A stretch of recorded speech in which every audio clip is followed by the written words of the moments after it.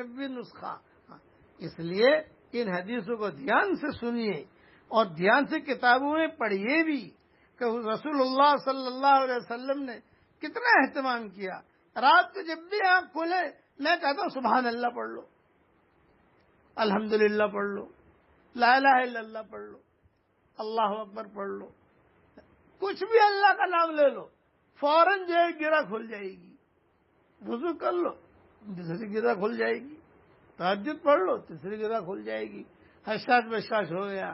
اللہ معاف فرمائے کہتے ہوئے مجھے شرم آتی ہے، لیکن کیا کروں، جتنے ملکوں کے ہمارے سفر ہوئے تو ہماری عادت یہ تھی پہلے کہ تہجد کے وقت میں ہمیں ٹہلنے کے لیے نکل جاتا تھا، چاہے مقام پر ہوں یا کہیں پر ہوں، اور وہیں پر جہاں ٹہلنے کے لیے نکلا وہیں کوئی مسجد ہوتی، وہیں کوئی چیز، وہاں نماز پڑھتا.